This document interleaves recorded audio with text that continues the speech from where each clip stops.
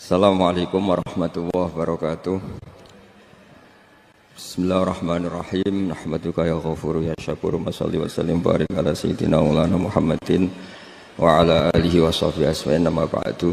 Di barokahnya Nur Islam itu di seluruh dunia itu mengkaji Nur Islam, ya, mengkaji di semua sistem dunia. Seorang di semua sistem dunia, termasuk di Amerika itu kalau nangani sesuatu ya pakai Nur Islam, meskipun mereka tetap non Muslim.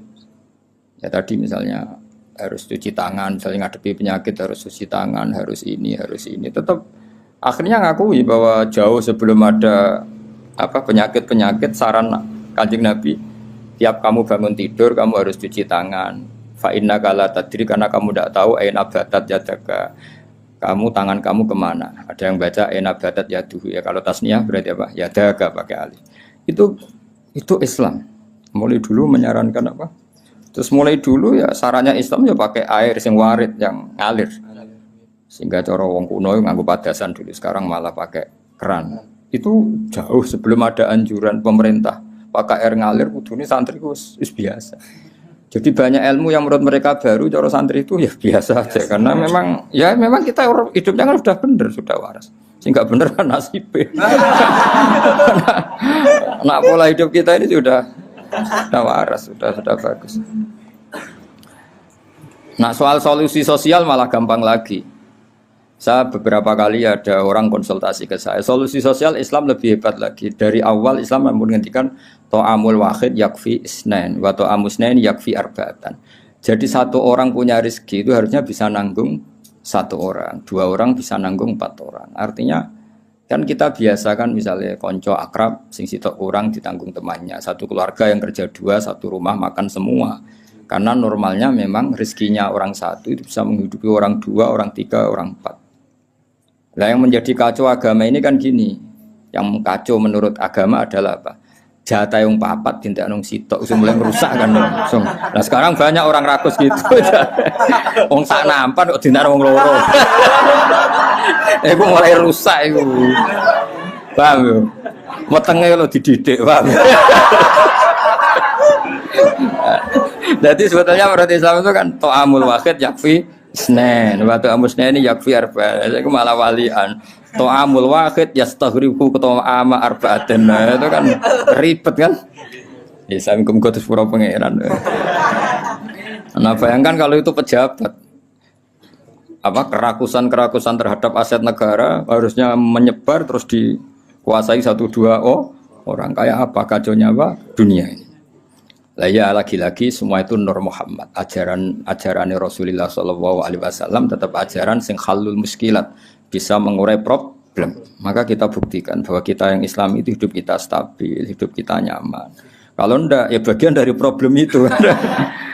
Ya bagian dari apa? Problemnya itu. Tetap Kanjeng Nabi faqad nusirat fil kainati a'lamu ulumik. Jadi meskipun di negara non muslim semuanya sekarang mengkaji apa? Islam. Sejarah para malaikat ya faqad nusirat fil kainati a'lamu ulumik. Semua alam raya ini pasti nanti mengkaji ilmu Muhammad. Sekarang sedekah Rasulullah ketika Amerika yang mengkaji Islam, Eropa juga mengkaji, semua mengkaji Islam. Wa tabasyarat lan dadi bunga al makhluqatu pira-pira makhluk bikutu hingga kelan tekani sira. Walam yaqalan ora tetep sapa seun perkara apa seun perkara mimma sing perkara khalaqa kang gawe sapa Allah taala illa ja, kecuali teko apa sek li amrika maring perintah sira Muhammad, perintah jenengan Muhammad toian iku wong sing taat. Wali maqalati ka iku samian lan maring dawuh jenengan iku samian ngrungokno. Terus nanti alam raya ini semuanya tunduk pada perintah Rasulullah sallallahu alaihi wasallam. Aku yakin dunia tambah kacau itu tetap tambah butuh Islam. Kayak sekarang dari dulu itu Islam menyarankan supaya hidup itu sederhana. Warung donya kuwaco anggur wong ra sederhana. Warung ono kekacauan ini lagi menyarankan hidup sederhana. Jadi cara santri cara kene kan yes biasa urip kok. Jangan keluar kalau enggak penting. Dari awal Islam ngajarno min husni islamil mar'i tarkuhu malayan. Kok malah lagi roh saiki. Piye kok udah terlambat ilmune. Kita ini tahu mulai dulu pun. Pemene bagi sira di dua ape metu opo. Sira di opo santeng ae no. Niku ora usah dilarang wis ra kelar metu. Paham ya? Tapi mulai dulu kan Kalau kita diumumkan jangan keluar kalau tidak penting. Dari itu dulu ajaran kita kan sebaik-baiknya Islam meninggalkan yang tidak penting. Serasa diwarai yang suhune mulai cilik suhune.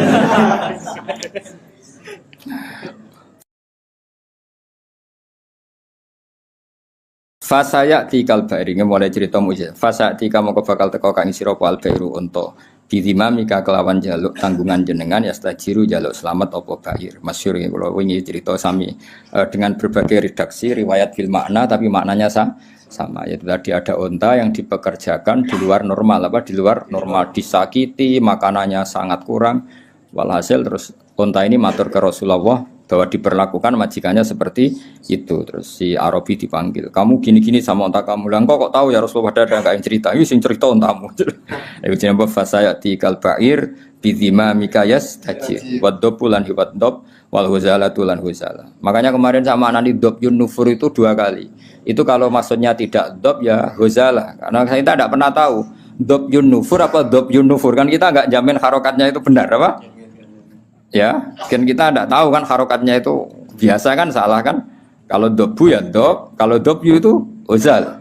Tapi apapun itu pernah ada seorang Arabi berburu huzal ya, kijang atau berburu dob, tapi sama ya. Sementing atau memang itu 2 peristiwa atau memang itu dua peristiwa. Ketika ketangkep Arabi tadi mau disate namanya orang nangkap buruan kan hewan buruan terus matur ya Rasulullah saya ini punya anak kecil-kecil. Ini jam saya menyusui, tadi saya keluar untuk nyari makanan. Tolong beri kasih Arabi tadi, beri hak saya menyusui anak saya. Setelah anak saya tidak butuh susuan saya nanti kembali ke sini siap ditangkap Arabi ini. Terus akhirnya Rasulullah minta si Arabi tadi, terus dituruti sama Arabi. Dan dobnya ini tidak nyulayani janji, setelah selesai semua kembali. Itu jenis apa? Waddob wal huzala. Nah yang kemarin apa? Inta apa dobjun nufuru tadi yang kemarin itu saya tidak tahu. Makanya dobyu atau dobu kita tidak tahu. Tapi apapun itu tetap maknanya itu minta tolong Rasulullah apa? Minta tolong Rasulullah. Ya syadani waddob wal ghazala ya syadani yang saya podop lan ghazala laka maring panjenengan birisalah kelawan diutus wal qamaru lan rembulan wasyajaru lan wit wa tibulan zib. Sangka kata zibun apa? Serigala, wa zibulan serigala. Wong Arab kadang muni zibun, kadang muni apa? Zibun. Kados tenggiro asapah napa? Zibun atau apa? Zibun. Iku yantikuna padha ngucap kabeh yantikuna padha ngucap kabeh binubu atika kelan nabine panjenengan angkoripin saking wektu sing parek. Wa markabu kawate tumpakane panjenengan alburaku buruk. Ila jamali kamaring gantenge panjenengan mustaqun utai buruk iku kewan sing bronto sing kangen. Ya tadi buruk itu sangat rindu supaya dinaiki Rasulullah sallallahu alaihi wasallam. Wa Jibrilu ta Jibril syawus wa Jibrilu ta Jibril syawu sumamlat ketika kang ngatur sistem kerajaan. Jadi kemana Jibril mitranya Nabi sing ngatur alam raya ini iku qot a'lana. Teman-teman maklumat no sapa Jibril bizikrika kelan nyebut panjenengan fil afaq dalam pejajane langit. Jadi Jibril yang mempopulerkan namamu di langit. Jadi Jibril memaklumatkan bahwa sekarang lahirlah seorang nabi yang sangat dicintai Allah namanya Muhammad. Sehingga alam raya di langit enggak ada yang kenal Kanjeng Nabi karena sudah dimaklumatkan oleh malaikat Jibril. Iku jenenge apa? Wa rafa'na laka dzikra. Wal qamaru rembulan makmurun dan perintahna laka maring sira bil insyiqaqi kelan pecah. Ketika orang kafir menuntut mukjizat, minta bulan itu dipecah dan itu pernah terjadi iqtarabatis sa'atu wan syaqqal qamar. Wa kullu man tiskabehane wong fil kauni ing dalam alam raya ku mutasyawiqun bronto kabeh, bronto rindu yang sangat iku. Wong Arab nak darani syauqun. Mulane sebagian makhluk qiyam ayyuhas syauqul jazilu wahai manusia yang layak dikangeni.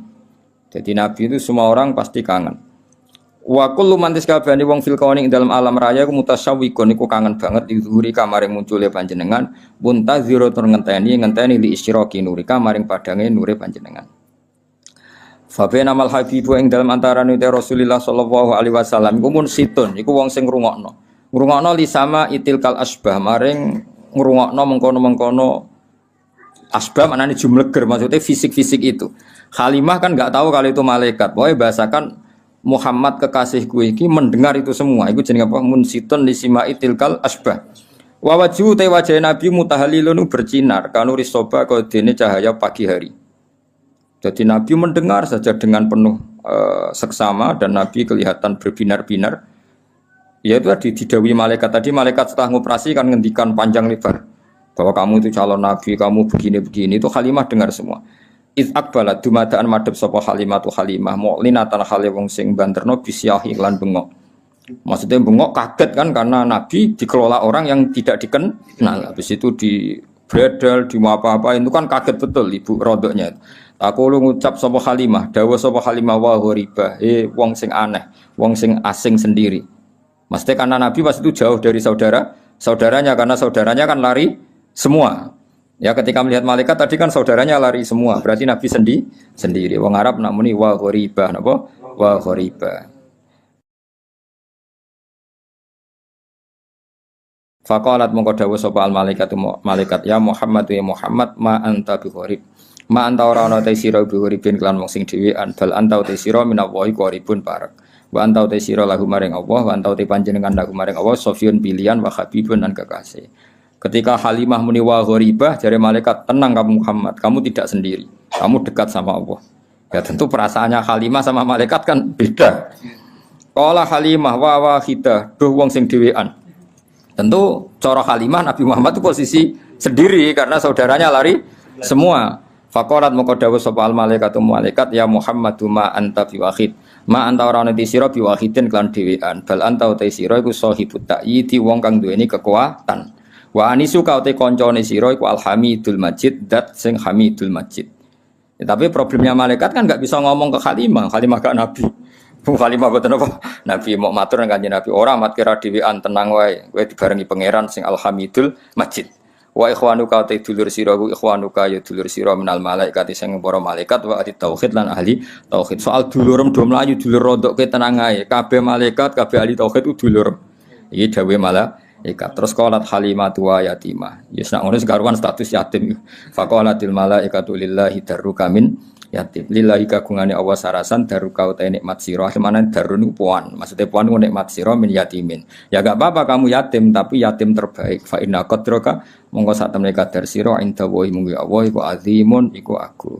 Ini cerita Nabi ketika ketemu Nabi Adam. Fa idza nazara qibala yaminih dhahika. Fa idza nazara qibala shimalih baka. Nabi Adam ketika melihat ke kanan tuh senyum-senyum, senang sekali. Tapi kalau kau melihat ke kiri itu nangis. Lalu Rasulullah SAW tanya ke malaikat Jibril, itu siapa? Itu Adam.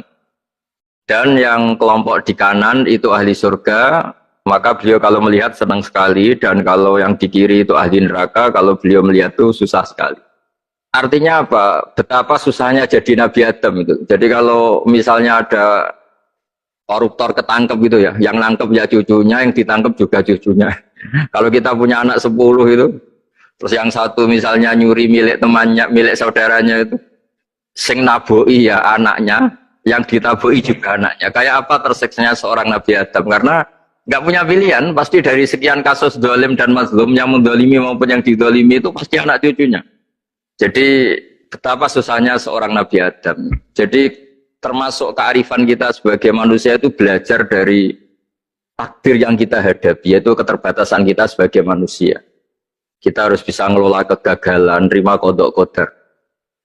Makanya kata Mbah Mun, abahnya Gus Yasin itu sering cerita ke saya, iman itu paling dhuwur itu iman kodok kodar, khairihi wa syarrihi minallah. Kita harus punya kesiapan iman khairihi wa syarrihi minallah. Bahwa segala kebaikan, segala syar itu sudah digariskan oleh Allah Ta'ala. Kita bisa apa sebagai manusia. Jadi pertama Nabi Muhammad ketemu di as-sama idunya, langit paling dekat, itu ketemu Nabi Adam dengan kondisi seperti tadi. Kalau melihat ke kanan itu senyum, karena itu anak-anak beliau, turunan beliau yang ahli surga. Kalau melihat ke kiri itu nangis, karena itu cucu beliau yang ditakdir tidak jadi orang baik. Artinya kalau ada peristiwa sosial apa saja, yang satu zalim, yang satu mazlum, atau yang satu benar, yang satu salah, atau sama-sama benar tapi salah paham, itu semua adalah cucu Nabi Adam alaihis salam, dan itu membuat beliau kadang-kadang dohika, kadang-kadang senyum, kadang-kadang baka, kadang-kadang nangis. Jadi itu yang menjadikan tambahnya arifnya Rasulullah SAW. Saya teruskan, Qultu ya Jibril man hadha qal hadha Adam. Wa hadil aswida an yamini wa an shimalih nasamu bani. Fa ahlul yamin ahlul jannah wal aswida allati an shimali ahlun nar. Fa idza nazara qibala yamini dhahika wa idza nazara qibala shimalihi baka. Itu seperti misalnya kita punya anak 5, yang satu sukses jadi profesor doktor atau jadi orang alim, yang satu sekolah saja agak naik, misalnya sudah agak naik, entek dunia itu nghabiskan harta itu kan. Tapi barokahnya itu mungkin kita mau jadi sombong nggak jadi gitu, karena punya anak yang nggak sukses. Mungkin barokahnya punya anak yang sukses itu meredam keangkuhan kita, terus kita menjadi orang yang sopan dengan tetangga, dengan orang lain karena dipaksa punya hal-hal yang seperti itu. Jadi semua yang ditakdir Allah kalau kita ridho itu pasti baik. Karena ya kata yang ngarang kitab hikam itu, orang tawaduk itu kalau dinasehati pakai teks saja tidak cukup. Kalau punya utang tuh tawaduk sendiri gitu. Guyonannya orang-orang kiai gitu gitu. Ada orang sombong, supaya ada sombong kalau dia ketemu orang yang ngutangin tuh pasti sopan sendiri. Jadi kalau dinasehati suruh sopan susah, tapi kalau ketemu orang yang ngutangin atau ketemu orang yang dia butuh pasti dengan sendirinya sopan sendiri. Atau ketemu orang yang menjadikan anaknya dapat pekerjaan, menjadikan keluarganya dapat job pekerjaan, pasti dia sopan sendiri karena utang jasa. Nah kalau kita pasti sopan sama orang yang ngutangi kita, yang menolong kita, apalagi dengan Allah Ta'ala yang semua yang kita pakai pasti dari Allah Ta'ala. Dengan demikian sudah keharusan kita sangat-sangat sopan pada Allah Ta'ala. Yang implementasinya dengan sujud dan dengan sholat. Itu juga yang dibawa dari hasil Mi'raj. Ini saya baca teksnya ya. Saya tadi jam 9 baca Bukhari di Kudus sama beberapa habaib. Alhamdulillah. Sekarang saya teruskan dengan Sahih Muslim. Termasuk kitab 6 yang paling dipakai ahli sunnah itu Al-Kutubus Sittah, yang paling pokok itu adalah Bukhari Muslim. Terus kemudian naik-naik terus ketemu Marartu bi Musa alaihi salam. Ini nabinya Bani Israel. Saya kemudian ketemu dengan Nabi Musa alaihi salam. Nabi Musa itu nabinya Bani Israel. Jadi orang Bani Israel itu bawaannya itu protes. Protes itu komplain. Ketika makomnya beliau dilewati Rasulullah SAW, kelas beliau sebagai nabi, beliau nangis. Ketika nangis ditanya, "Ma yubkika, kenapa engkau nangis ya Musa?" Terus ini saya baca supaya seperti teksnya. Kata Nabi Musa, "Rabbi hadza ghulamun ba'astahu ba'di, yadkhulu min ummatihi al-jannata aktsaru mimma yadkhulu min ummati." Ini lelaki atau nabi junior, nabi yang datangnya setelah saya, mestinya senior saya. Tapi nabi ini sukses, umatnya lebih banyak masuk surga ketimbang saya. Ini yang bikin saya nangis. Jadi pikirannya Nabi Musa kalau beliau senior, beliau lebih itu ya umatnya lebih banyak masuk surga. Ternyata enggak, masih banyak umatnya Rasulullah SAW. Dan ini gaya beliau yang suka protes itu berkah, karena protesnya orang soleh. Saya ulang lagi, apa-apa kalau dilakukan orang soleh itu pasti barokah. Ketika Rasulullah dapat perintah 50 sholat, itu Nabi Ibrahim pertama yang dilewati karena di langit paling atas dibanding nabi-nabi yang lain. Itu Nabi Ibrahim diam karena beliau tidak punya tradisi protes.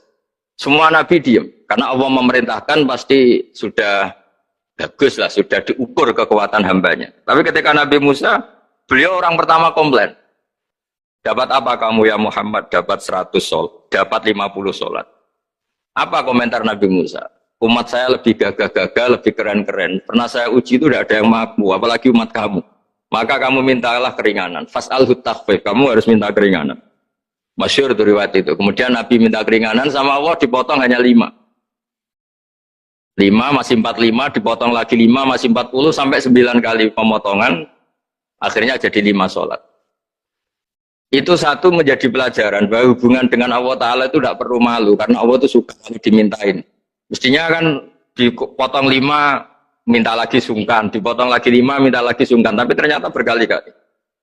Bahkan ketika sudah 5 itu Nabi Musa masih bilang, ya Muhammad minta lagi keringanan. Jadi kalau itu dikabulkan itu jadi tidak ada sholat itu, kalau 5 masih minta. Nah, sampai Rasulullah itu tanya ke Jibril, ya Jibril, bagaimana dengan gaya komplainnya Nabi Musa? Hiddah itu sering komplain. Jawabnya malaikat Jibril, ya roh hiddah, Allah tahu betul tentang komplainnya Musa dan Allah senang. Ya karena bawaan beliau begitu. Ini penting saya utarakan bahwa dalam Islam itu orang yang lemah lembut, yang samahah, Allahun Halim kayak Nabi Ibrahim itu juga Allah suka. Yang suka komplain tapi demi hak, bukan demi konflik. Saya ulang lagi, demi hak, bukan demi konflik. Juga Allah suka. Itu kita menjadi dapat sholat yang hanya 5, itu barokahnya komplainnya Nabi Musa. Karena kita yang lemah ini diukur dengan umat beliau yang kuat. Ternyata umat beliau tidak kuat. Barokahnya tidak kuat itu dipakai tolak ukur, apalagi umatmu yang Muhammad. Kemudian itu yang menjadikan Nabi sebagai orang yang sangat tawaduk, karena yang merintahkan itu senior. Meskipun kita tahu Nabi Muhammad itu Sayyidul Awwalin wal Akhirin, tapi secara lahir, secara jusmani beliau lahir paling belakang, dan secara lahir juga beliau Nabi paling terakhir. Jadi secara hukum adab beliau harus sopan. Tentu sopan itu jadi panutan kita. Meskipun kita tahu hakikat beliau adalah Sayyidul Awwalin wal Akhirin secara hakikat. Nanti kita bicara lebih jauh tentang jusmani dan ruhani. Nah akhirnya keturutan sampai 5 sholat yang kita lakukan sekarang itu barokahnya komplainnya Nabi Musa. Banyak di cerita-cerita kitab hadis. Ketika Nabi Musa ngaji sama Nabi Khidir, itu komplainnya Nabi Musa menjadi fikih yang luar biasa, kata kitab Ibnu Hajar al-Asqalani Fathul Bari. Ketika beliau ngaji sama Nabi Khidir, kemudian Nabi Khidir itu dipinjemin perahu sama masyarakat. Sudah dipinjemin karena beliau majanan ya, dikasih gratis. Tapi di tengah-tengah perjalanan perahunya itu dilubangi. Nabi Musa komplain, akhirat tahali tukhriqu ahla, masa kamu lubangin padahal kamu naik, nanti gimana, kamu sudah pinjem, nggak bayar, masih merusak lagi, itu apa-apaan. Nabi Khidir ya relax saja, ilmu kamu belum cukup untuk menganalisis ini. Begitu juga ada 3 peristiwa yang Nabi Musa itu selalu komplain. Apa yang dikatakan Ibnu Hajar al-Asqalani itu kitab yang sangat bagus sekali. Justru dengan protes itu Nabi Musa punya kelas di atas Nabi Khidir, karena orang nggak boleh sukut alal mungkar, karena secara fikih orang itu tidak boleh mendiamkan suatu yang buruk. Kita tahu dalam aturan fikih di antara kewajiban kita adalah ingkarul mungkar, mengingkari suatu yang memang harus diingkari. Ya meskipun tentu tidak dengan sikap destruktif yang merusak dan apa, tapi yang nggak baik tentu kita ingkari. Perilaku Nabi Khidir yang melubangi perahu yang tidak miliknya, padahal yang punya perahu sudah menonton, itu perilaku yang nggak baik. Sehingga Nabi Musa protes. Justru protesnya Nabi Musa ini menjadikan beliau selalu di kelas fikih terbaik, yaitu ingkarul mungkar, mengingkari barang yang harus diingkari. Tapi tentu Nabi Khidir juga nggak salah, karena beliau punya perhitungan, di depan nanti itu ada begal-begal, ada kekuatan yang nggak baik, yang selalu akan membegal perahu-perahu yang kondisinya sempurna. Nabi Khidir punya perhitungan, kalau ibarat mobil ini spionnya kok nggak dipecah, nggak diambil, itu termasuk mobil bagus, pasti digarong. Tapi gara-gara spionnya dipecah dulu sama Nabi Khidir, terus depannya dilumuri apa supaya agak menarik, ini selamat. Jadi perhitungannya Nabi Khidir, wa kana wara'uhum maliku ya'khudhu kulla safinatin ghusba. Di beberapa tafsir diartikan safinah ay sholihah, karena di depannya nanti akan ketemu orang-orang yang dolim, yang selalu ngambil perahu-perahu yang bagus. Caranya gimana supaya perahu itu gak diambil? Ya karena mereka hanya ngambil yang bagus, ya dirusak dulu supaya gak bagus. Kalau ya gak bagus nanti lolos dari garong tadi, dari pengambilan secara dolim tadi. Jadi Nabi Khidir gak salah karena ada visi seperti itu. Nabi Musa protes juga gak salah karena memang tugasnya fikih itu ingkarul mungkar, mengingkari barang yang memang gak benar. Nah, di sini seperti yang dikatakan Gus Yassin, kita harus bisa ngelola perbedaan, ngelola beda sudut pandang dan sebagainya, sehingga kita selalu dapat nikmat Allah Ta'ala, wa allafa baina qulubihim, nikmat yang kita asik, kita hidup asik, nyaman. Doa-doa bapak-bapak saya, guru-guru kita sering ijazahi setiap ketemu teman atau keluarga disuruh berdoa, Allahumma alif baina qulubina wa aslih dzata bainina. Semoga hubungan kita dengan orang lain itu baik-baik saja dan semua konflik kita dibenahi oleh Allah Subhanahu wa Ta'ala. Karena kita tidak pernah tahu ya, kita miskin kadang dianggap problem karena takut membebani tetangga. Tapi kita kaya juga kadang dianggap problem karena orang lain takut kalah dengan kita. Kita tidak pernah tahu cara pandang orang lain. Jadi kadang-kadang kita menang gitu, sama yang senang dikira kita pemikir serius. Tapi sama yang nggak senang dikira kita merengut. Kita guyon, kata yang senang itu luar biasa. Kita dianggap orang yang ceria. Bagi yang nggak senang dianggap arogan. Jadi kita tidak pernah bisa ngelola pikiran orang lain. Nah, barokahnya rahmat Allah yang tidak terbatas kita seperti ini. Dan itu digambarkan oleh Allah Ta'ala ketika ketemu antar Nabi itu. Cara pandang ya beda-beda. Nabi Ibrahim itu kalau melihat orang yang nggak benar, itu ya ngendikane faman tabi'ani fa innahu minni wa man asani fa innaka ghafurur rahim. Ya Allah, yang ikut saya ya karuan kelompok saya, yang tidak ikut saya semoga engkau banyak mengampuni mereka. Nabi Nuh beda sekali cara pandang. Nabi Isa ubudiyah murni. Ketika melihat orang yang enggak benar, beliau tidak ngambil sikap. Beliau ngendikan intu adzibhum fa innahum ibadu. Kalau engkau siksa nggih monggo Gusti, itu hamba-hamba jenengan, itu terserah jenengan. Wa in taghfir lahum, kalau engkau ampuni nggih monggo, jenengan yang punya pertimbangan lebih bijak. Dan itu yang dalam banyak hadis ketika Rasulullah SAW melihat umatnya di akhir zaman yang macam-macam, Nabi ngambil sikap kayak sikapnya Nabi Isa. Sebagian riwayat Nabi mengatakan fa'aqulu kama qala al-abdus soleh. Saya akan ngambil sikap kayak sikapnya al-abdus soleh. Di hadis itu diredaksikan yaitu dengan redaksi intu azibhum fa'inum ibaduk wa intafir lahum fa'innaka antal azizul hakim. Ya, saya teruskan. Kemudian akhirnya Rasulullah SAW sampai ke Sidratil Muntaha. Wa ra'aitu Ibrahim alaihi salam wa ana asbahu waladih bih. Ketika ketemu Nabi Ibrahim, hubungan Rasulullah itu sangat emosional. Beliau yang pertama diceritakan, saya ketika ketemu Nabi Ibrahim itu senang sekali karena ternyata saya ini cucu beliau, turunan beliau yang paling mirip beliau. Jadi ini unik, dari sekian peristiwa besar, peristiwa langit, kemudian Nabi ada hubungan emosional yang luar biasa ketika ketemu Nabi Ibrahim. Pertama yang dikatakan Nabi, wa ana asbahu waladi bi. Saya adalah cucu yang paling mirip beliau. Dan ini kita tahu akhirnya di semua syariat kita, istilah resminya itu anit tabi millata Ibrahim hanifah. Di istilah resmi agama kita, millata abikum Ibrahim, agama leluhur kamu Ibrahim.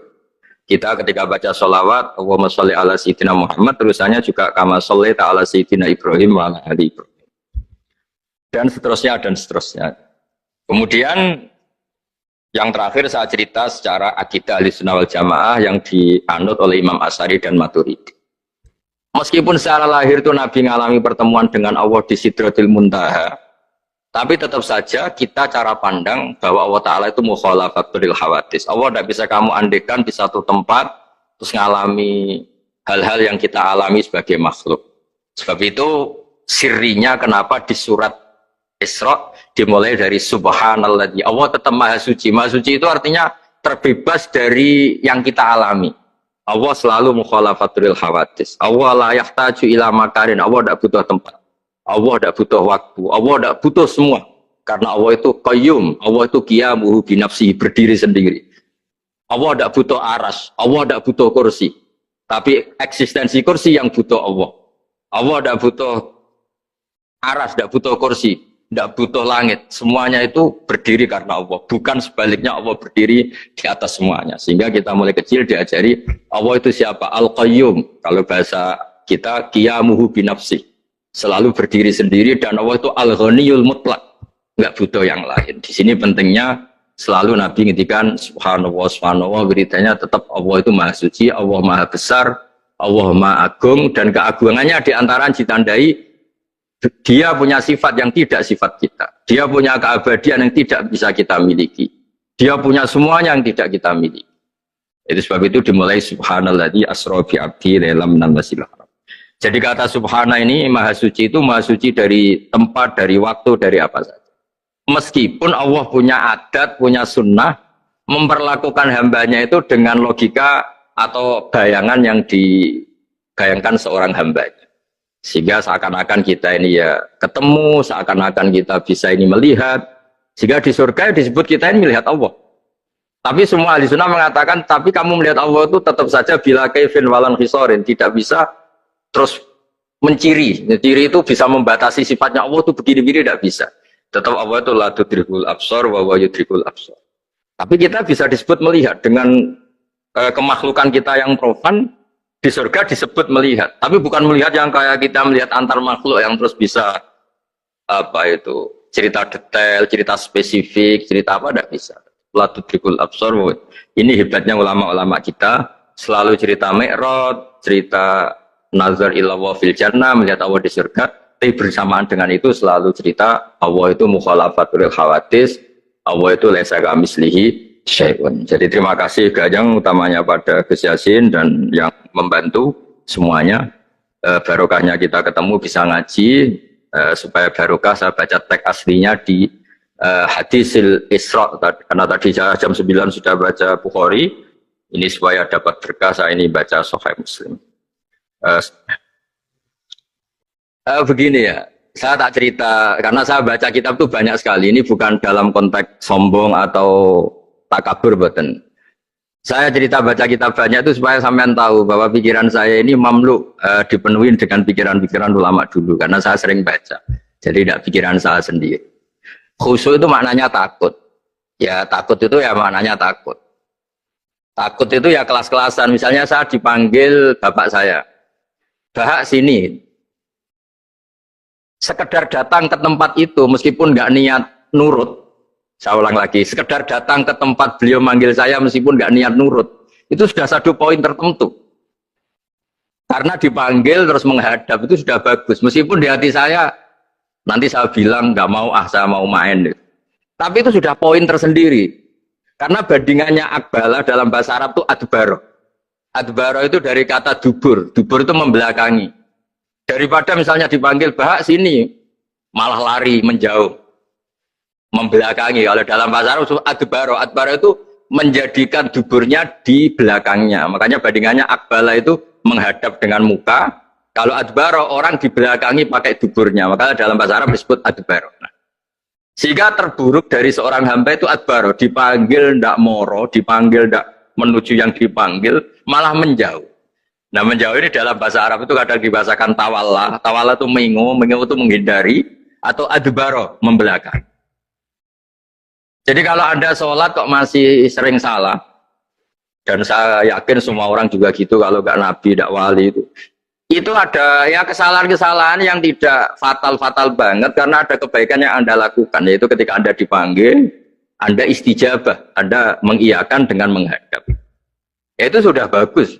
Nah setelah menghadap ternyata disuruh apa itu tidak nurut. Disuruh apa gak nurut itu satu kesalahan yang tidak mengganggu poin pertama tadi, Anda menghadap. Sehingga banyak cerita di hadis-hadis, ada sahabat yang zaman itu tidak soleh-soleh banget. Zaman itu ketika Nabi, saya ini mau sholat ya Rasulullah, tapi jangan diminta berhenti dari begini-begini. Beliau menyebutkan sekian kemungkaran sahabat tadi. Nabi komentarnya itu sayan hahumayakul. Nanti kalau sering sholat lama-lama ya enggak begitu. Nah ini kelirunya kita sebagai manusia. Lama-lama juga baik itu kita kira itu terus harus sekarang gitu loh. Nah itu keliru. Harus sekarang itu keliru. Bisa saja kita ini setiap sholat pasti sudah ditulis Allah nanti itu mati baik. Belalang nanti habis asar sebelum kita maksiat sudah mati. Habis sisa sebelum kita maksiat lagi sudah mati. Dari barokahnya sholat itu ada waktu yang potensi ya, potensi sholat itu akhir kenangan kita, sholat itu identitas kita, sholat itu status kita.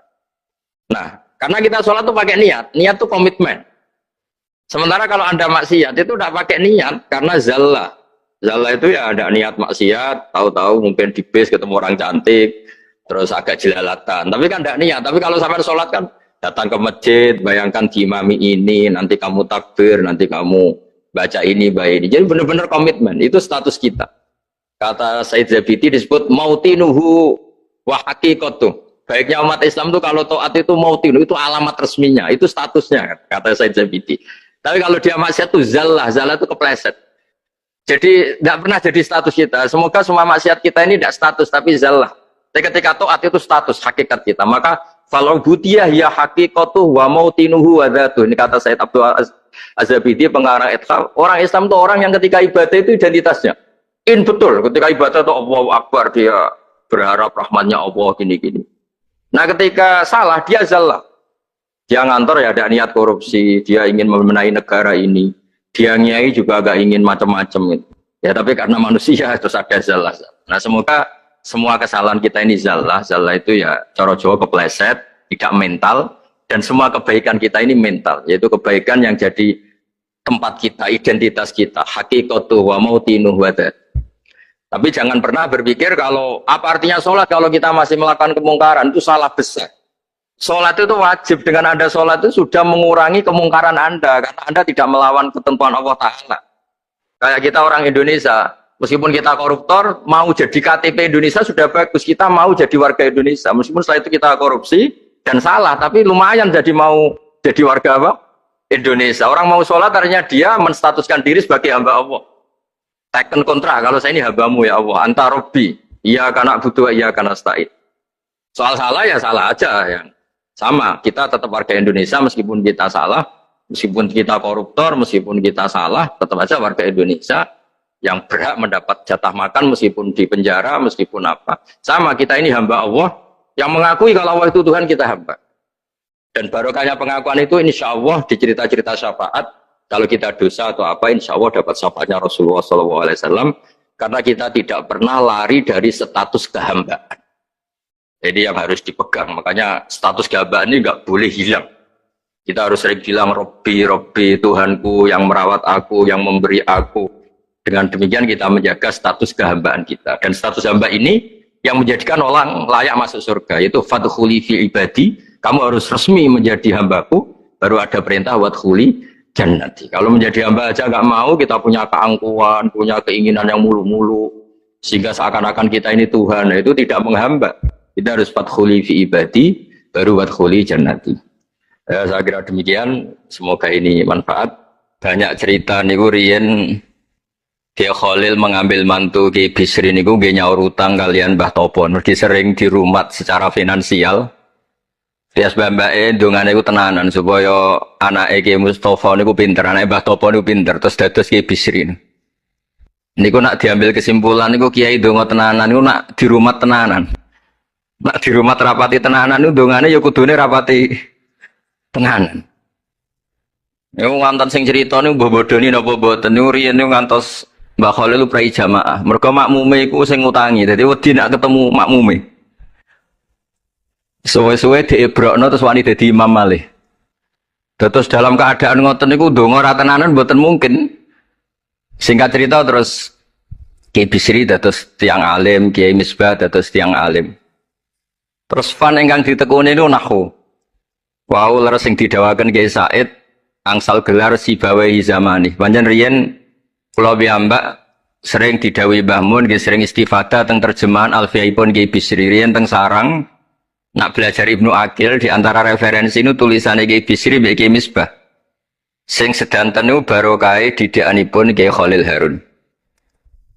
Kula piyambak zuriyah saking Mbah Dimyati. Mbah Dimyati riyen teng sarang keceluke putra angkate Kiai Umar Harun. Mergi wau Kiai Umar mboten gadah putra. Kula cerita silsilah sing radi serius. Dados niki walikane Gus Zofur wau mun rileks niki kula sing cerita serius. Riyen syaraté wong alim niku sinau riyen, sinau badhe niku diskusi kalian sing sak level. Badhe niku nembe ngaji. Sehingga nak ngaji kantun nyocokno niki kangge santri-santri Rodotul Thalibin. Dados Kiai Sahal sebelum ngaji Mbah Zubair niku sinau riyen. Misale piyambake macane tajibu, mengke kiyaine maca tajibus sholatu. Mengke diskusi terus ngaos Mbah Zubair. Angger macane wis kembar terus berarti aku wis pinter. Karena yang memutuskan rofa nasab itu tidak kiainya tapi dia. Dados kantun nyemak. Ki bengi tak waca rofa kok kiai ku rofa, berarti ilmuku wis padha. Aku maca nasab kok kiai ku nasab berarti padha. Aku maca jer kiai ku jer wis padha. Nah santri-santri kan mboten ngaji mboten persiapan. Teko ngaji mbek takok halaman. Niku pun santri innalillahi wa inna ilaihi rajiun. Niku enggak bisa diharapkan. Terus kula riyen niku GR alim niku nggih alasan perkara ini sinau riyen. Dadi agar bangun maca kok pun kembarane 90% apa 80% nggih mun setengah ngalim. Kok nak salah kok sampai 90% ya goblok banget. Sakniki mboten santri sinau iku mboten persiapan ngaji takok halaman tok endi. Menyenggai sholawat. Salam Muhammad sholli alaihi. Mboten mikir wong kiai ini maca Allahumma sholli ala Muhammad malah ngongkon kiai ini sholli alaihi itu nak diterjemahkan Allahumma sholli ala Muhammad terus dekne ngomong sholli alaihi. Nggih monggo jenengan maca sholawat. Wong sholli nu fil amar. Tapi wong jenenge wong ora mikir nggih. Terus niku ruwet. Terus niki kalau cerita sing serius kersane jenengan pirsa bilih sing minter wong ra bakat pinter niku nggih kangelan tenan. Riyen bapak kula nggih Nah definisi wali nu ngoten kula nggih insyaallah pun mlebu lah. Mergi kula niku nggih pinter tiyang kathah. Tiang-tiang sing ra bakat pinter teng Gunung Kidul niku kula kathah sing kula dadekno kiai niku. Tapi mboten pinter banget pokoknya memenuhi kualifikasi lah. Mergi ceritane niku nggih sederhana. Riyen niku Mbah Khalil niku nak mulang nahwu tenanan. Mergi sesuatu itu jadi mudah. Mulane cerita sing beredar nang Lirboyo niku Ja'a Zaidun, Zaid datang. Ini wonten santri pelengahan delok lawang. Gurune ngamuk. Kamu orang mana? Orang Bekasi. Kenapa pelengahan? Ya katanya Ja'a Zaidun ra'aitu Zaidan. Habis Pak Guru bohong. Katanya Zaid datang melihat Zaid, ternyata orangnya enggak ada. Contohnya Ja'a Zaidun ra'aitu Zaidan. Tapi barokahnya itu terus sesuatu itu menjadi mudah. Lah ini sing dawuh Mbah Mun, sing didawakan Gus Zafur kula jek eling dawuh Mbah Mun gelem ra gelem Allah kudu gawe wong alim kok wong Jawa. Mergo wis kadung dawuh Islam iku kafatal linnas untuk semuanya. Fasibawai Farisiun, Imam Sibawai itu orang Persia. Imam Ghazali juga Tos itu Persia. Banyak orang alim dari Irak itu Babylon, itu tidak Arab. Karena Islam ini kafatal linnas. Makanya gelem ra gelem guyonane Mbah Mun niku Allah kudu gawe wong-wong koyok Warijo, koyok Kirun kudu dadi wong alim. Guling-gilingan nek Islam tidak milik orang Arab saja tapi kafatal linnas. Niku nek cara paham. Dadi mumpun dadi janjine pangeran. Mulane sing mondok Arab nggih monggo, sing mondok pundi mawon nggih monggo, tapi Kiai Jawa tetep ndek jatah alim. Mergo niku mumpun kuota. Mumpun kuota. Terus riyen Mbah Fadl sing diceritakno Gus Zafur niku tiyang alim mboten mondok teng putih-putih teng Jawa. Mbah Sahal riyen alime nggih mondoke di antarane teng Sarah. Mergo mun jatah. Islam iki dawuh Mbah Mun kafatal linnas. Mulane Allah kudu gawe wong alim-alim sing wong Persia, wong Jawa, wong Cina. Tiang Imam Sibawai niku mboten tiyang Arab. Mulane piyambake ra difrustasi nek debat mbek wong Arab. Masyhur yen ada ahli nahwi sing tiang Arab, namanya Kisai. Yambake Sibawai tiang Persia. Niku didu kalian seorang raja di depan umum kan maca qad kuntu azunnu annal aqrab asyaddulas atan minaz zambur. Faidan hiya. Faidan huwa hiya atau faidan huwa iya. Jari Imam Sibawai rofa. Jari Imam Kisai oleh rofa oleh nasok. Terus akhirnya dalam perdebatan itu antuma ro'isa baldatikuma, kamu ini ketua dua negara Anda karena Anda yang terbaik. Lalu famanil hakim, terus keputusan ini di tangan siapa? Kamu orang terbaik di negara kamu semua. Terus yang bilang hadil Arab. Ya orang Arab semua ini kita konsensus polling. Semua orang Arab bila Imam Kisai. Karena orang Arab biasa ngendikan iya atau hiya. Akhirnya Imam Sibawai itu frustasi. Mereka dipermalukan di depan umum. Kila karena dalika sababa wafatih, sababa mautih. Bahwa peristiwa itu yang menjadikan Imam Sibawai kabundut. Kok dipermalukan di depan umum? Imam Sibawai keyakinannya tetap bersikeras. Setelah idza fujaiyah itu rofa. Karena beliau ikut fusha saja. Fa idza hiya hayatun tas'a. Fa idza hiya bayda'ul linadhirin. Semuanya itu rofa. Beliau nggak bisa nerima konsep nasab. Terus tapi Imam Sibawai yang ngalami dipermalukan itu jadi barokah yang sak dunya. Yaitu karena dia orang Persia, belajar nahwu harus yang fusha saja. Barokahnya itu orang-orang non-Arab itu bisa belajar nahwu. Karena nggak perlu latihan min aina jita diwaca minin jid, fi aina batuka diwaca fan batnuk. Cara sampean latihan Arab nakal tambah goblok. Mereka terus ribet. Orang Arab itu kalau nong Jawa mangan, sak piring kok wis warak itu takok fi aina batnuka itu fan batnuk. Kan kata tambah pusing, nak temudi kan boten. Fi aina batnuka. Min aina jita, sehingga ra perlu mikir minin jid. Terus dawe Mbah Mun barokah fusha itu terus nahwu itu bisa digeneralisir. Akhirnya terus pilihannya Alfiyah. Kila di antara sing beto Alfiyah pertama nu Kiai Khalil Bangkalan. Mergi teng silsilah wau sing dirawakan Kiai Said di antara gurunipun Mbah Khalil Harun Kiai Khalil Bangkalan. Kula piyambak menyaksikan dalam manaqibnya Syekhona Khalil, beliau ngaji sama Said Zaini Tahlan. Said Zaini Dahlan gurune Said Abi Bakar Sato yang ngarang I'anatut Thalibin. Terus kalau misalnya saya pakai sanad Mbah Maimun, Mbah Mun, Mbah Zubair, Mbah Fakih Mas Kumambang, Kiai Mahfud Termas, Said Abi Bakar Sato, Said Zaini Dahlan. Kalau pakai Mbah Mun, Mbah Karim atau Mbah Manap, Syekhona Khalil, ini langsung dugi Said Zaini Dahlan. Jadi a'la sanadan kalau pakai jalur Mbah Mun, Mbah Karim, Syekhona Khalil langsung Sayyid Zaini Dahlan. Sama kalau pakai sanad keluarga sini misalnya Mbah Khalil Harun langsung ke Syekhona Khalil langsung dugi Sayyid Zaini Dahlan. Nah silsilah keulamaan ini penting karena dulu iki cerita mawon. Sing ora bakat ngalim di ngalimno tetep dadi kiai. Sing wis bakat alim di makrifatno.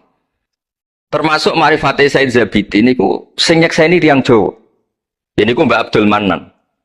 Terus riyen cerita-cerita tentang legenda silsilah Kiai Jawa niku Mbah Hasan Besari ini keluarga kerajaan pun di duit, nggih pun ngertos dunia internasional. Kepengen mondok teng Mekah. Mbah Hasan Besari sing terkenal yo. Akhirnya ngajak kancane namanya Abdul Manan niku tiyang Termes, tiyang desa. Dijak akhirnya mondok teng Mekah dados tiyang alim. Termasuk nderekaken Said Zabidi dugi Mesir, Shahibul Ithaf. Ki Abdul Manan gak ada putra alim alama namanya Ki Abdullah. Ki Abdullah gak ada putra namanya Ki Mahfud. Dugi Ki Mahfud niki cerita sing terkenal niku kepanggih Mbah Munawir. Kila niku murid guru wakila konco. Sing jelas saingan dadi wali perkaranen. Mbah Mahfud tuh ora trimo, tapi ora trimo sae giro kalau dalam bahasa Arab gopto ta giro. Sopo sih kok ana wong sak tawafan khatam Quran. Terus sing kok tambah Gus Sulil dadi wali ku sak tawafan khatam Quran.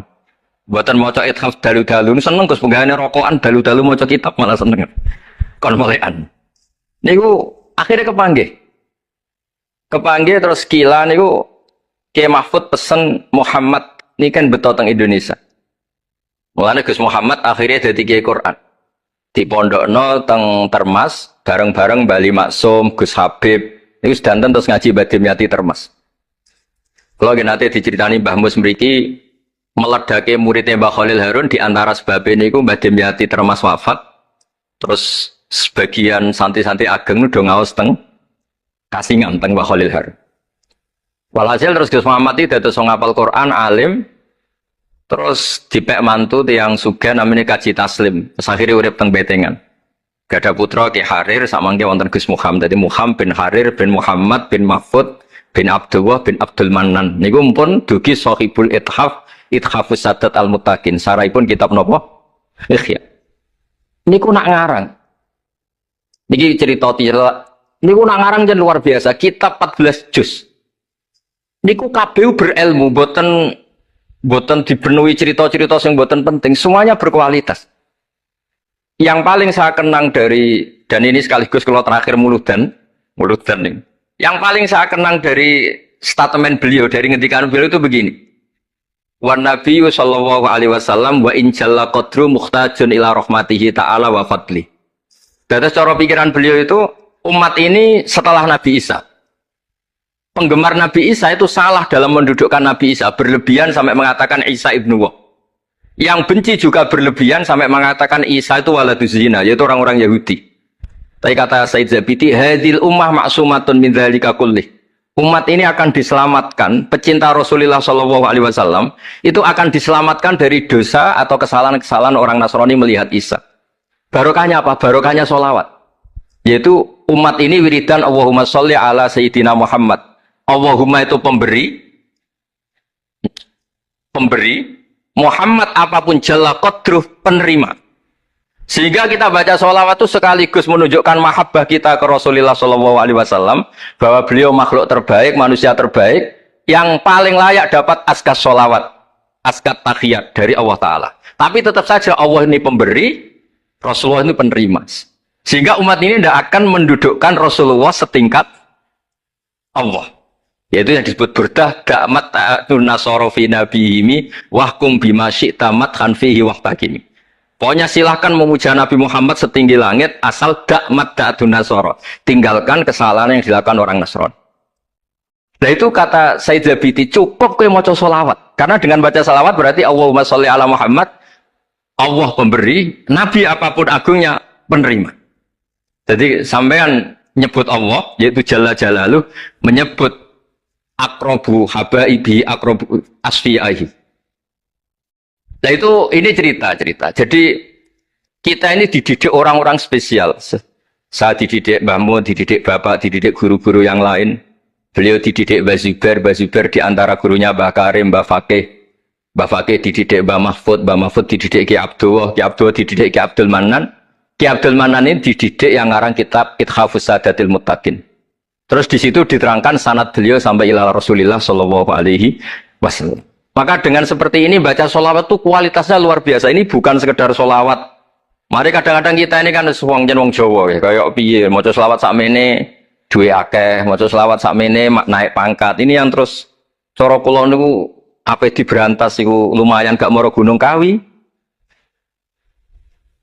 Tapi disetujoni kok kabeh kok dikompensasi materi.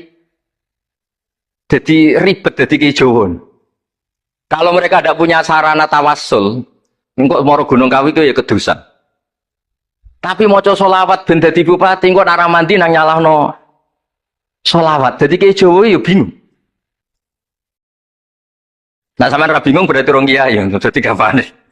Tapi apapun itu, dawe Said Zabiti wa Rasul wa Muhammad wa injalla qadruh muhtajun ila rahmatihi ta'ala wa fadlih. Itu mutiara yang luar biasa. Engkang kula dawa matur malih, nak ngelem Kanjeng Nabi ku ngelem kaya ulama. Nggih wau kados Said Zabidi. Wong trimo redaksi sing kita baca keseharian, tapi beliau bisa memahami bahwa hadhihi sholawat, sighatus sholawat. Itu sighat sing nyelametkan hadil ummah ila yaumil qiyamah. Cinta kita pada Rasulullah terselamatkan karena kita baca sholawat. Tauhid kita terselamatkan karena Allah al-Mu'ti, Rasulullah al-Mu'ta. Apapun hebatnya Nabi, posisi yang diberi, yang menerima, pemberinya tetap Allah Subhanahu wa ta'ala. Dan ini cerita-cerita ngaji tahqiq ingkang sanate musalsal ila Rasulillah sallallahu alaihi wasallam. Dan kula suwun seneng Rasulullah nggih wonten sing baca sholawat dengan jumlah besar. Wonten sing bacanya ndak besar tapi ngerti sirrun min asrori sholawat. Ngene iku piye supaya sholawat iku nunjukno mahabbah kita lan keyakinan kita nak Nabi niki afdhalul khalqi, paling disenangi Allah, tapi sekaligus Nabi tetap Abdullah wa Rasul. Cukup dengan redaksi Allahumma sholli ala Muhammad, Allahumma sholli ala Sayyidina Muhammad. Terus niki mun dalu nek sampean kakean ilmu malah bingung. Wong kula piyambak pun nganggep final yang didhawuhna Gus Sofur mergi saya bersaksi karena hal yang sama juga Mbah Mun sering dawuh. Sing jelas kiai-kiai Jawa kudu bangga tetap untuk kuota. Mergo wis kadung ngendikan kafatal linnas. Jadi tetap Allah akan bikin orang-orang alim di lain orang Arab, mesti ono sing wong-wong non Arab. Kata Imam Ghazali itu orang Tus itu ikut Persia. Sibawayh juga Persia. Imam Abu Hanifah itu orang Irak. Irak itu termasuk Ajam. Karena ikut Babylon, wa kumma minal biladil ajamiyah. Mesir ikut Afrika. Terus insya Allah barokah cerita niki, barokah wow penjelasan-penjelasanipun Gus Sofur dan kita juga sering dengar dawe-dawe Mbah Mus, Mbah Khalil bahwa agama ini luar biasa. Mergi Indonesia nu boten saged bahasa Arab tapi saged ngarang kitab bahasa Arab. Ini Mbah Mun sering dawuh, Mbah Fadl bocah bahasa Arab ya ora iso. Ki Ihsan Jampes tau dites Mbah Zubair, jadi Mbah Zubair iseng ngetes Mbah Ihsan dijak bahasa Arab ya ora iso, tapi iso ngarang kitab. Mbah Fadl ketemu supir taksi Arab ya tuntas. Pinter supir taksi. Mana gara Mbah Mun ana wong modal Arab kepen pinter, kepen iso bahasa Arab. Tapi adol es ning Arab pak pinter bahasa Arab ini cara Mbah Mun. Nah pen alim yo niru Mbah Fadl. Tapi sakit alim alam. Mergi mpun untuk kuota agama ini kafatal linnas. Nah, agama itu mulai dulu itu masalah klaim di sosialnya ya. Pada level kebenaran tentu agama itu hak dan batil. Tapi pada level sosial itu klaim. Klaim bahwa Ibrahim itu kita. Kata orang Islam, kata orang Yahudi Ibrahim itu kita, kata orang Nasrani Ibrahim itu kita. Sebab perdebatan itu ketika diputuskan Yerusalem, Hebron, terus Bethlehem, itu dianggap kota internasional, kota bersama. Sehingga di sana itu yang namanya Nabi itu kadang kakinya di masjid, kepalanya di sinagog, atau pokoknya separuhan. Jadi saya pernah sholat di Masjid Ibrahim itu harus melewati sinagog. Itu tak inceng Nabi Ishak itu nang tengah-tengah sinagog. Ibrahim lumayan sirahe ning masjid. Jadi hanya satu bangunan. Sama persis di Masjid Yerusalem itu masjid apa? Baitul Maqdis itu. Tembok yang satu yang sebelah ini dipakai tembok ratapan, tembok yang sama yang satu dipakai masjid. Itu jangan satu tembok, bukan dua tembok. Makanya tiga agama ini unik, musuhan tapi titik keramat itu menunjuk yang sama. Orang kok berhubung ra cocok wis aku tak ning Bantul, enggak ada yang seperti itu. Semuanya di titik itu. Jadi nak donga yo krungu wong kula nate teng tempat tembok ratapan Yahudi. Makanya sekuler yo ono barokah dunia itu sekuler. Kula mriku nggih ketunan. Mbak-mbak nggih jilbaban enggak masalah karena dianggap tempat wisata. Sama di Mesir itu ada masjid tertua, Masjid Amr bin As. Wong barat nak rono ya ono sing katokan cekak macam-macam. Wong wisata. Kok Masjid Kauman Jogja. Coba yang mlebu ya lah wong sapa? Wisata. Maksudnya kan banyak turis yang ke situ posisi enggak berpakaian apa? Islami senajan to mau ning jowo di Masjidnya Amr bin As sama. Nah, pertanyaannya gini, satu-satunya yang bisa meyakinkan umat Islam kalau Ibrahim tidak Yahudi dan Nasrani ya dawuh pangeran. Kenapa? Karena secara fisik makamnya itu di kawasan apa? Yahudi. Nabi Daud para meneh sak kemule iku tembok bintang kejora kabeh. Bahkan kalau ziarah ke sana kudu maca ala Yahudi dulu. Piye? Nabi Daud sing.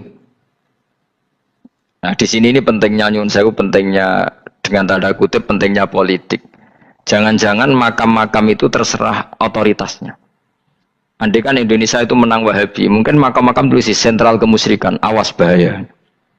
Karena yang menang Aswaja ya tempat barokah. Ya tinggal yang nulis.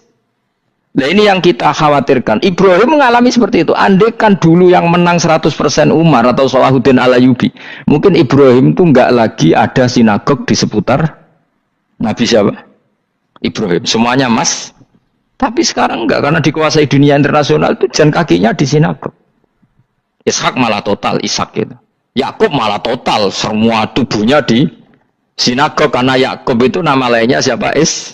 Israel. Ya, nama lainnya Yakub siapa? Makanya Yakub bin Ishak bin Ibrahim. Lah Yakub punya anak namanya Yahuda. Paham ya? Makanya Yahuda bin Yakub bin Ishak bin Ibrahim. Yahuda punya dulur yang li'ab 12, yang dulur punya dulur li'ab itu 2, Bunyamin sama siapa? Yusuf. Ya Bunyamin Yusuf ini sakit. Yang lainnya berapa? 11. Itu 10 kan berarti 10. Pokoknya bangsa itu berapa itu? Lah itu li'ab hanya berapa? Ada li'ab, ada apa? Sakit. Nah Yusuf nasibnya paling untung Nabi Yusuf. Orang Kristen nama Yosef sama orang Islam jenenge Gus Yusuf itu banding. Ya. Daniel enggak ya? Keok ya? Sarah? Keok kita. Yusuf banding ya? Non muslim nama Yusuf banyak ya? Islam Kiai Yusuf juga banyak. Mustafa Rawono ya? Islam kabeh lah jenenge. Meskipun gak wong pilihan ndekne Mustafa sing jeneng-jeneng saiki ya mboten ora ono maknane. Makanya saya itu mikir. Nah, terus perdebatan sejarah itu mesti mengacu ke Duriyah. Duriyah itu komunitas. Nabi Ibrahim itu kita ikut partai Ismail saja ya supaya jelas ya. Ismail itu lahirnya di Palestina di Syam, dibawa ke Mekah. Tapi mari kula nu rodok setuju gak mari dadi utek kula niku wis rodok iku. Utek kula niku kan anut kaul sing paling akwa. Sampean anut sing tahu krungu pertama kan angel itu di samping. Tapi sudahlah saya tak kompromi saja ikut siapa? Ismail. Ismail itu kemudian ketika Islam, saya ulang lagi, ketika Islam mengklaim juga agama Ibrahim, itu orang Yahudi mencibir. Kamu kok bilang agama Ibrahim itu alasannya apa? Kita ini yang ikut Ibrahim kata orang Yahudi karena kita orang Palestina, kita orang Yerusalem. Terus Nabi Muhammad memberi penjelasannya, tentu diajari Allah. Ibrahim itu pernah hidup di Mekah. Buktinya fihi ayatum bayinatum maqamu. Jejak kakinya di situ, jejak kesejarahnya di situ, yaitu istrinya pernah dibawa ke Safa dan Marwah, yaitu peristiwa Hajar nyari apa? Air. Lalu Ibrahim dan Hajar ini punya anak namanya siapa? Ismail, dan itu namanya Abul Arab. Jadi Abul Arab itu Ismail. Bukan Ibrahim. Kenapa kok tidak Ibrahim? Karena Ibrahim juga Abu Syam. Ibrahim masih milik bersama. Yang mulai benar-benar hidup di Mekah itu siapa? Ismail. Maka dulu perdebatan antar para peneliti agama, itu lalu Adnan itu siapa? Makanya terus diputuskan wa adnanu bila roibin inda dzawil ulumin nasabiyah ila dzabihi Ismaila nisbatuhu wa muntama. Lalu pertanyaannya, orang Yahudi yang di Palestina tetap mengklaim kalau mereka turunan siapa? Ibrahim, dan menduga Ibrahim adalah Yahudi. Islam darani Ibrahim Islam. Ya sudah seperti itu tuh nasib agama, akan begitu terus ila yaumil qiyamah. Kita tentu iman status Ibrahim, maka anak Ibrahimu Yahudiyam wala Nasraniyah. Nah, kenapa harus Quran ngendikan? Karena secara fisik atribut Ibrahim itu sekarang makomnya itu dikuasai Yahudi, akhirnya dikuasai Israel akhirnya juga. Jadi gampangannya ini loh. Umpama Nabi Ibrahim di makom ning Indonesia terus dikemuli ayat kursi kan aman. Paham tuh kita, angel temen terang kowe. Mesti diarani Islam. Lah tapi di makom ning Israel dikemuli bintang kejora. Paham ya? Maka mau tidak mau tetap ada perebutan otoritas politik. Makanya di sini ini Sayyidina Umar ngotot kepengen nalukno Romawi. Maksudnya Romawi sing nguasai Palestina. Tenan kasil. Akhirnya Nabi Ibrahim total ning masjid. Mulane kono jenenge Masjid Umar. Mergo sing naklukno awal sedurunge Salahuddin Alayubi sinten? Tapi gak suwe kalah neh wong Islam. Lagi menang neh Rasuluddin apa? Terus kalah meneh terus saiki dadi kota modern nih. Dikelola secara internasional dianggap kota tiga nopo agama. Ya wes. Nah kita is ngimani Quran wae ora usah ndelok bukti fisik. Mergo nek bukti fisik iku beberapa nabi makome ning Israel sing status notabene niku Yahudi. Lalu Yahudi itu apa? Awas kan arah anut aku. Wis akeh pinter lah sementara anut aku.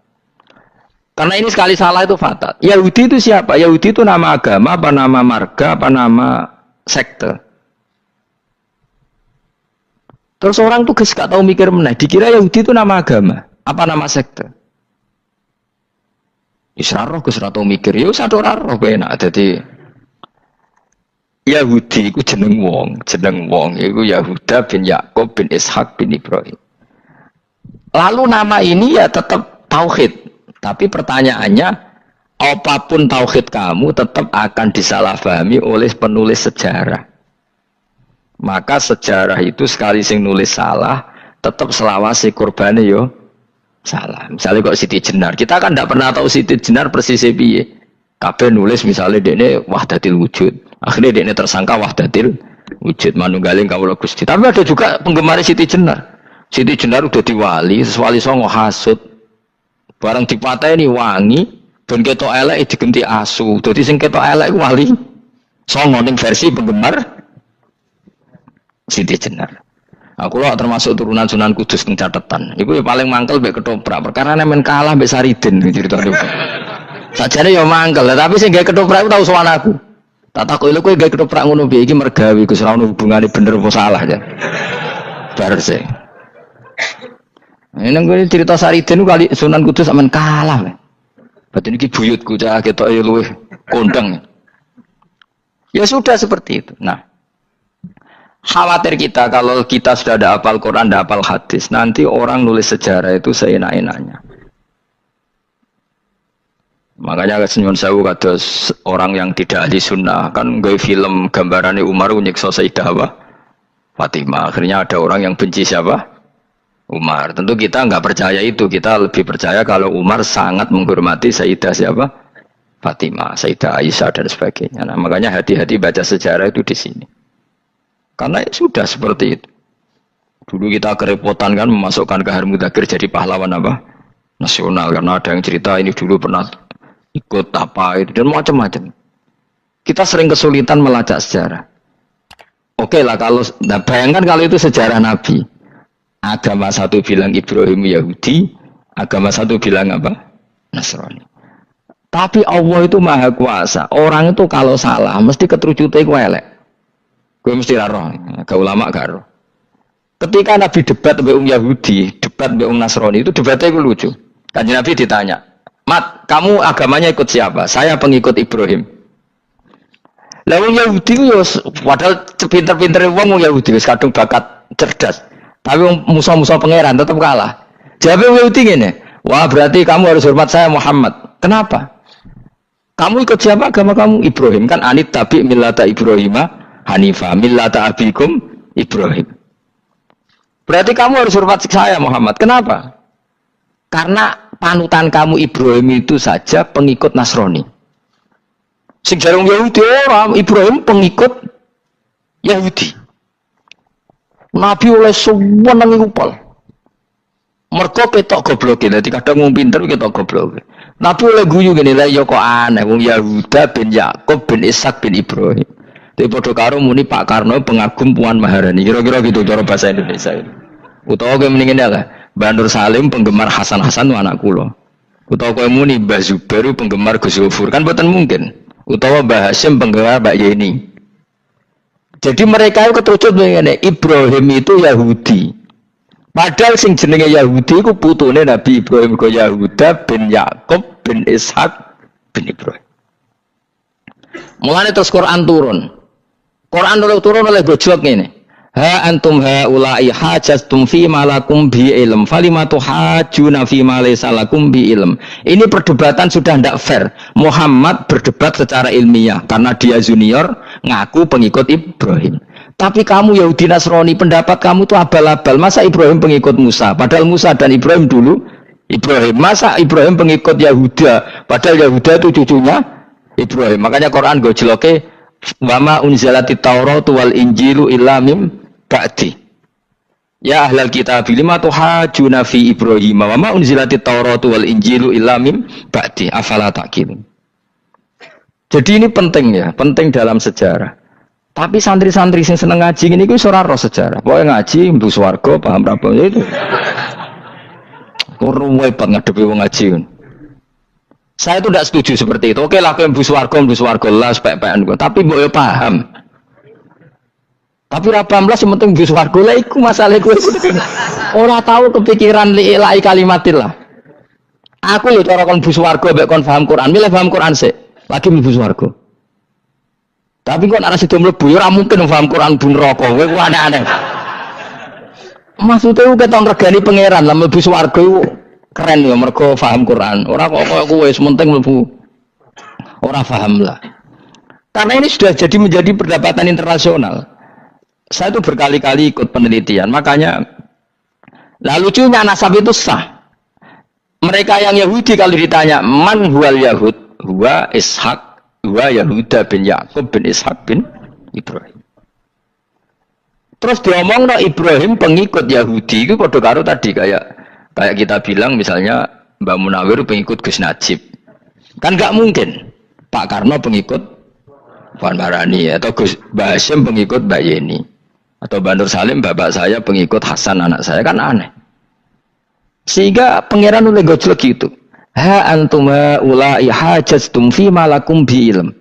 Mereka ini sudah siap berdebat secara ilmiah. Falimatu hajuna fi ma laysa lakum bi ilm. Tapi saya iki pecintane Kanjeng Nabi ku rata-rata iku ora pinter. Penting selawatan berjanji buanter. Nak diarani bid'ah ngamuk wis ngono terus kegiatan. Lah sing diarani bid'ah padha dene wong selawatan iku tareh kok di. Kadang-kadang yo bingung. Wis sama dibak berjanji cara mbok terjemah ra ngarah diarani bid'ah.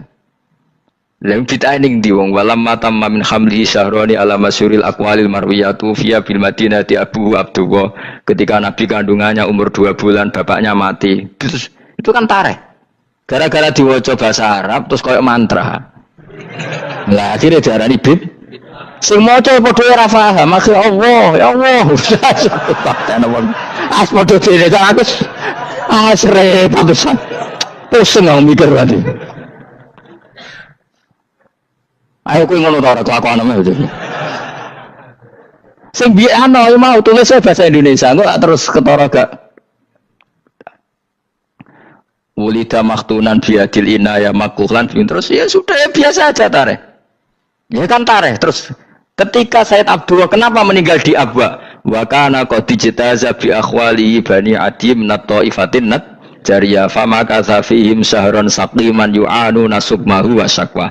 Kenapa Abdullah meninggalnya di Abwa? Abwa itu kawasan Yasrib karena Abdullah sedang menjenguk keluarga besar dari ibunya.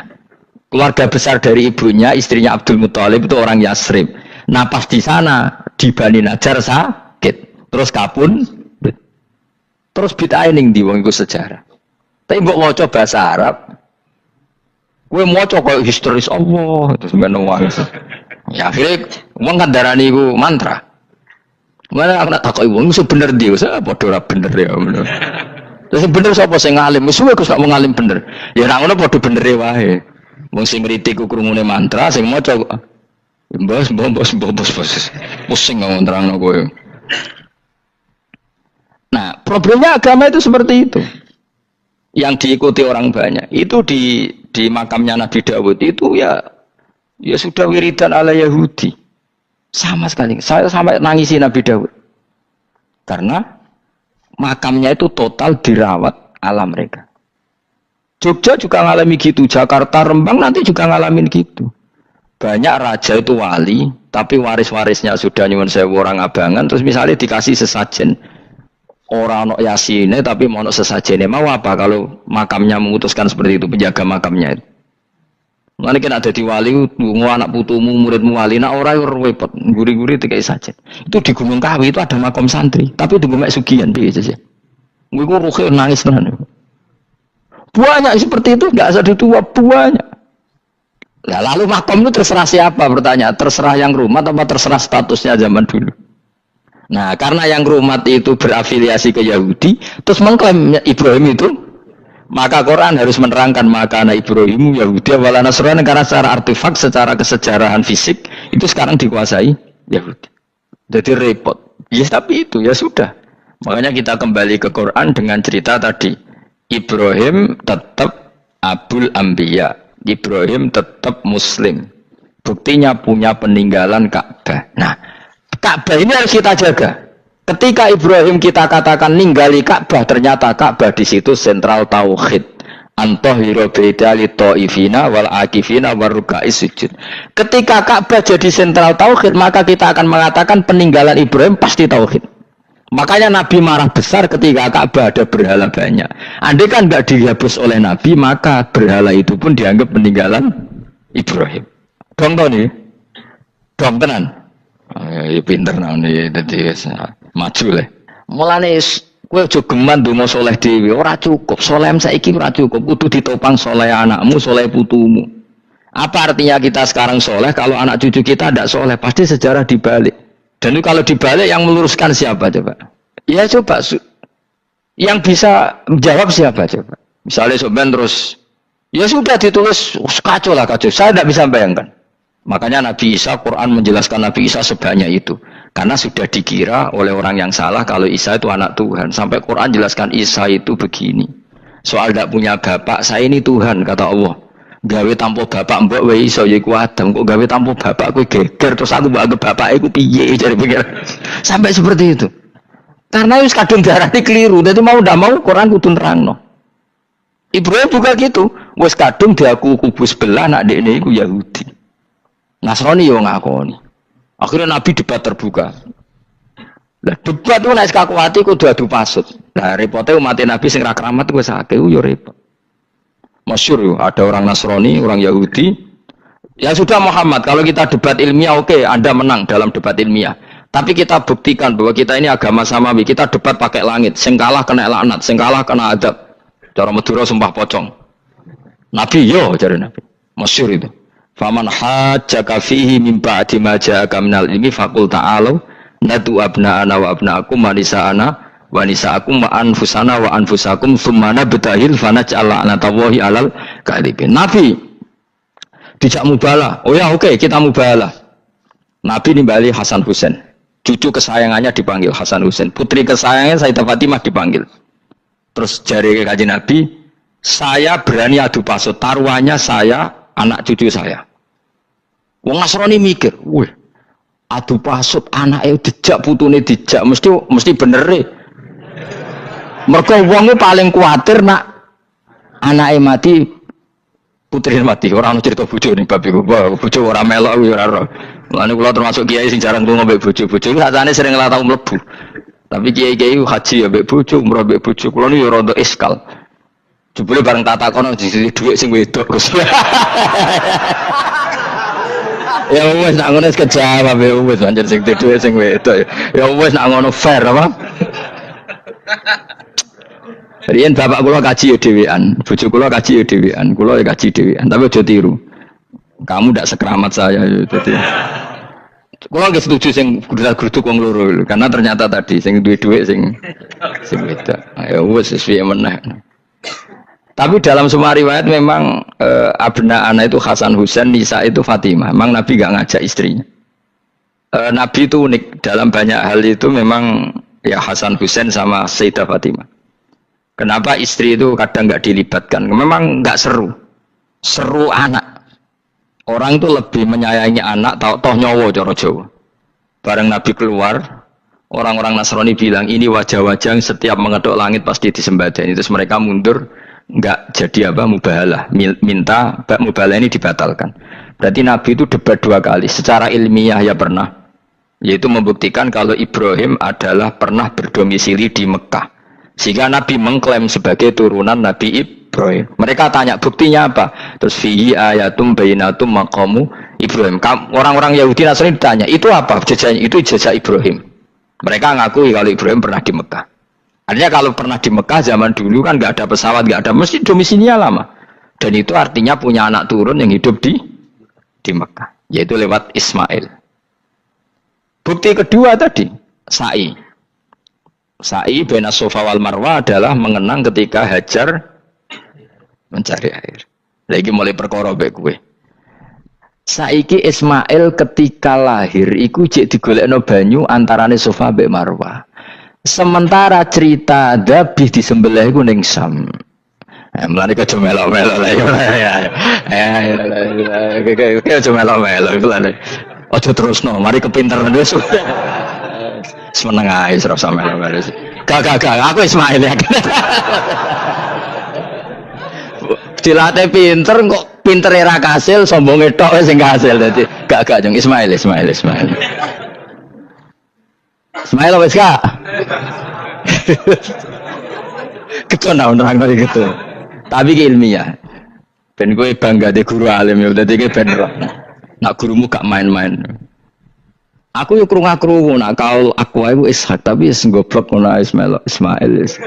Karena waman sadda finnar ora umume wong wis repot. Ora usah diterusno dadi. Jadi bukti empirik itu mengarah Ismail itu jelas uripe ning Mekah. Mergo wong Yahudi Nasrani lah ngakoni peristiwa Hajar itu ngakoni. Berarti Ismail urip teng Mekah. Akhirnya Rabi mbek suku Jurhum terus nurono Sayyid Adnan sak teruse sampai tok Kanjeng Nabi Muhammad sallallahu alaihi wasallam. Mulane dibak utawa manakib utawi napa? Berjanji. Niku pertama sing disebut abtadi limla bismillah terus wa ba'du fa aqul wa Muhammad bin Abdullah. Kenapa dibak berjanji lah ya. Kenapa nerangkan nasabnya Nabi Muhammad? Karena yang dipertanyakan Muhammad jadi nabi turunannya siapa? Karena syarat nabi itu harus turunan nabi. Makanya berjanji nerangkan wa ba'du fa aqul wa Muhammad bin Abdullah bin Abdul Muttalib wasmu Syaibatul Hamdi khumitat khisaluhus saniyah. Dan masih terbukti di Ka'bah itu ada pintu namanya pintu Babu Bani Syaibah, yaitu nama lain dari banyak Kanjeng Nabi. Terus diterusno sampai wa'adnanu bila raibin intadzawil ulumin nasabiyya ila dzabihi Ismail. Iku partaimu. Mergo berjanjilah darani dzabihu Ismail. Alhamdulillah jadi terus kowe menang. Kenapa? Ya itu tadi sakjane mbok diterjemah yang ini ketahuilah bahwa Muhammad punya bapak Abdul punya bapak Abdul Muthalib punya bapak Hashim nama lainnya ini bin Abdi Manaf sampai Adnan. Ketika diterjemah itu jadi mantra atau jadi buku sejarah. Nambah waca Arab itu kira paham mantra. Mulane sing ngaramno ya bener pancen suarane suara mantra. Sing ngalalo ya bener karena itu sudah apa? Sejarah. Lah khilaf seperti ini sudahlah kita abaikan saja. Kita suka damai, tidak suka konflik. Biasalah seperti itu. Tapi yang jelas perdebatan antar para nabi itu seperti itu. Akhirnya Nabi Muhammad ngurusno itu. Bukti Ismail itu pernah hidup di Mekah, adalah lahirnya di sini, pernah mengalami peristiwa ini. Dan sisa-sisa Ibrahim ada fihi ayatum bayinatum maqamu Ibrahim, yaitu batu yang pernah diinjak Nabi Ibrahim. Nah kenapa itu mesti Ibrahim? Karena nak wong biasa gak mungkin nginjak batu kok sampai bekas. Jajal kok yang nginjak nganti bolak-balik. Itu mukjizat, wong batu diinjak kok bekas. Terus Ka'bah sebagai pewaris Ibrahim ditulisi kalimat-kalimat tauhid sehingga kepastian Ibrahim itu bapak tauhid.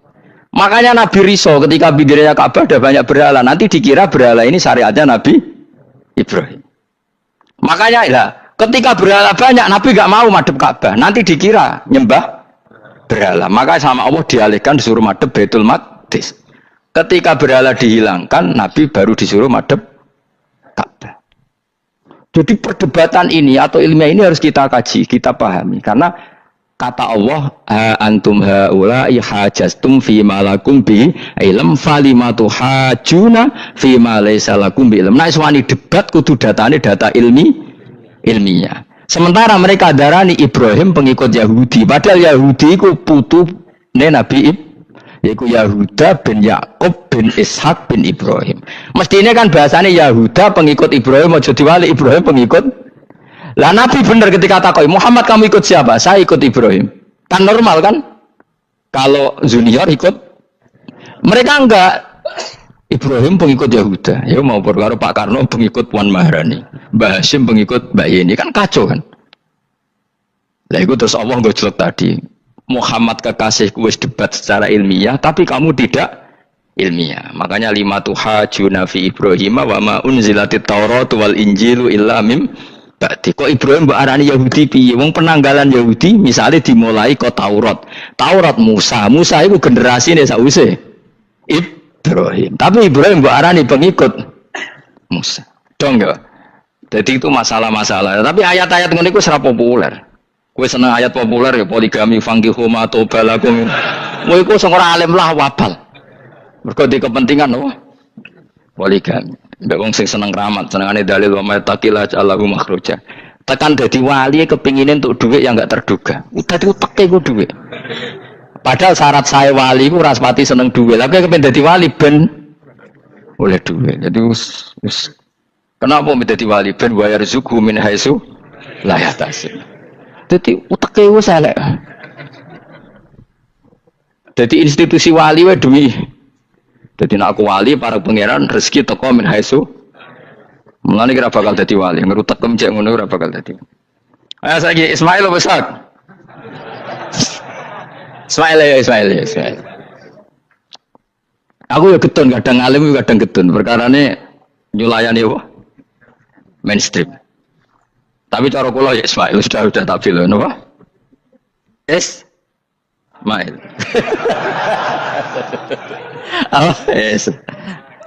Ismail Ismail. Nak cacile kan milih sing guri. Yang jelas bahwa Ismail atau Ishak kaulani ono pendapat loro. Ya sudah, pokoknya arah Ismail ya Ishak. Tapi kabeh kitab itu menjadi setuju Ishak, tapi ben kok. Aku kadang ya, aduh matane wong tenan. Ya sudah, pokoknya kaulani apa? Ada dua pendapat, yaitu Ismail atau Ishak atau malah kita alime to kowe. Ada dua pendapat. Oh kan. Jadi kesane macane kitab ku akeh ngono. Gak ngerti mau hasil ngaji ke bengi. Aduh matane wong guys. Sabar. Ismail wis ya. Sekawe Ismail. Soale malah sing guri. Wa tarakna alaihi fil akhirin salamun ala Ibrahim. Nah, kemudian Allah menitahkan Ibrahim pasti kamu dikenang secara baik. Maksudnya tadi tiga agama semuanya mengklaim Ibrahim itu bagian dari itu. Jadi semua agama mengakui siapa? Ibrahim. Lah yo mbok gedhingi koyo ngono kersane pangeran panjenengan Ibrahim diakui tiga agama kan yo repot.